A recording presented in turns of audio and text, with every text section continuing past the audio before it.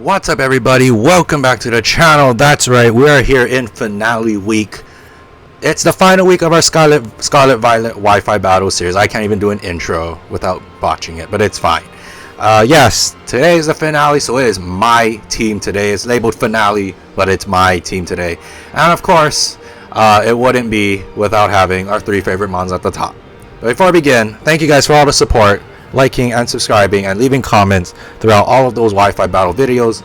This is the last week of it, so let's get into it, shall we? Of course, the team captain is, I don't know if you noticed this big burly dragon in the back, it's Koraidon, Hero the Koraidon, our team captain for this week.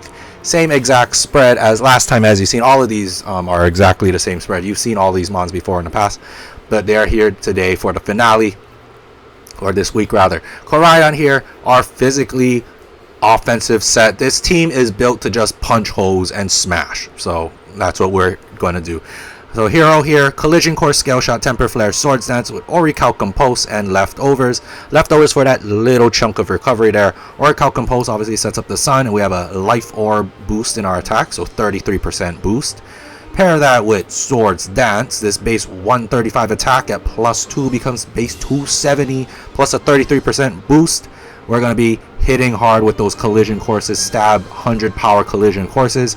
Scale shots, if we hit them, will give us a +1 in speed, making this effectively, I don't know what 135 plus 1.5 is, but effectively it's going to be a very fast Koraidon. We'll outspeed everything in the metagame, including that iron bundle. We do need to have 2 to for sure outspeed anything with Quark Drive. So Koraidon, that Scarf, we have to get 2. If it's Quark Drive, we have to get 2 scale shots off to get the for sure outspeed. And Temper Flare is our fire stab move of choice with the sun, and with Terra Fire we're most likely going to be Terra Firing the Koraidon to get the fire stab plus the sun for adaptability boosted power. Temper Flare, of course, its double goes up to 130 base power. If Scale Shot fails on a fairy type, we'll have enough speed to outspeed.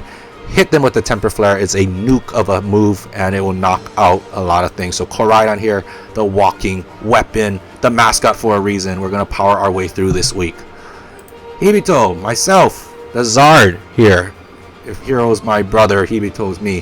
Charizard here, we're going to make use of the sun. We're going to have solar power Charizard this week. That's the only change, right? Normally we run a blaze boost, but solar power in the sun will get a +1 in special attack at the cost of an 8th HP each turn.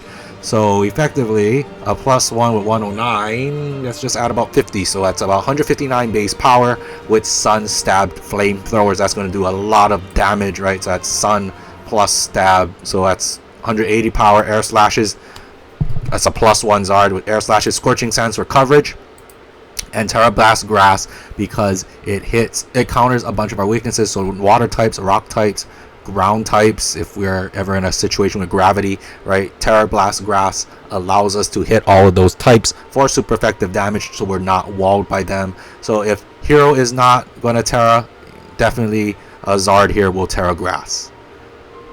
Of course, my third favorite most mon, T-Tar. Of course, I love Godzilla, so Gojira the T-Tar is here to rampage and show why he's the king of the kaijus here.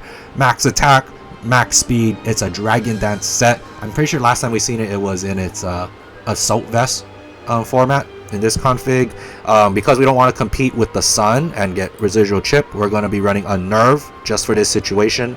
A Nerve plus Lumberry, so we don't get status, so we can actually send in T-Tar onto like a status so we can absorb a status. The whole reason is because this team isn't exactly the bulkiest thing in the world, despite having high base bulky stats. With T-Tar and Koraidon, Gastrodon, right? But we don't have a lot of fully built bulky mons, so it's just to give us a little extra chunk of longevity. Crunch, Earthquake, Stone Edge to hit absolutely as strong as we can. Ground Rock coverage is near perfect coverage, and Dragon Dances, if we can get going, T-Tar will do the thing, and Terra Ghost this time, so we can not be hit by fighting types. Nebula makes a return. Heavy Duty Boots Nebula, our hazard setting. Stealth Rock, T-Spikes, Earth Power, Sludge Wave, Mortal Spin. No Rock Stab on this mon, unfortunately.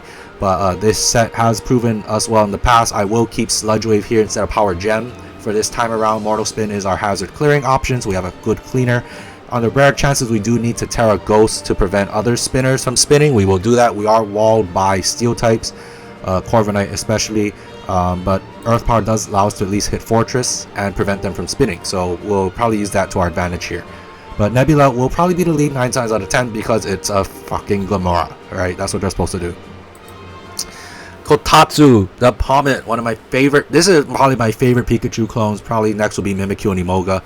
But Kotatsu, the Pawmot here, choice band set, same exact thing as last time. Close combat, double shock, ice punch, seed bomb. Although I do believe I swapped out close combat for the Mach punch here for this situation, and I think we have Iron Fist instead. But in either case, 115 attack, 105 speed, nothing to sneeze at. It's meant to be just a fast attacker, and that's what we will do with those boosted Iron Fist punches, giving us 20% more power. So Mach punch with a choice banded, that's going to do a lot of damage. Ice punch there for that bolt beam coverage with double shock, and ice punch and seed bomb for general coverage to hit those ground types, as well as ice punch, but seed bomb to hit Swamperts and whatnot. Terra Electric with the choice banded double shocks will basically allow us to fire off constant 120 base powered moves without ever running out of electricity, and because we're not using up our type, we're going to have adaptability boost to that. So effectively this becomes a walking nuke of a 240 base power, because adaptability is times 2, not 1.5. So expect Pawmot to do Pawmot things and just destroy things. And Savita, it's not blue this week folks, it's Savita this week, because I think we need the special bulk. I think we have the physical bulk covered in Koraidon and T-Tar respectively here. I mean, that's just fairly great bulk. So we need the special bulk here. Savito is here to be our special. We'll set up spikes, recover Earth Power Ice Beam with Terra Fairy so we can potentially offset some dragon types and hit ice beams back at them, especially Dragonites looking at you, and Rays. Recover for recovery with leftovers goes a long way. Storm Drain, of course, so we can get that immunity and a plus special attack boost to counter other Gastrodons or Perts, right? Or even set up on a Palafin. We'll send this in, prevent the flip turn, get a free turn of damage off with Earth Power Ice Beam, or get a free layer of spikes off. These hazards are going to go a long way. So as you notice, we have spikes and then toxic spikes and stealth rock. So we're going to be relying heavily on hazards this week. That's why we have hazards and a spinner. We're finally in the meta game, but not really being meta. We're going hyper offensive here. Here's the team in all of its glory for the last time. This is the team in all of its glory. Koraidon is our team captain this week, the mascot of the channel. Can we pull through for the last time an undefeated 5-win streak? You got to come into the battle builds and find out. But thank you guys again for watching, all the support for this series. Please blow up those videos and support those videos, as this is the last time we will do Scarlet Wi-Fi bout in this type of format on a weekly basis for the foreseeable future. But yeah, thank you guys again for watching and all the support. Again, as always, teams are down in the description below. Of every team has always been in the description, a PokePaste format just like this. For a review, Glimmora will be the lead 9 times out of 10, but don't be surprised if we send out Savita for spikes.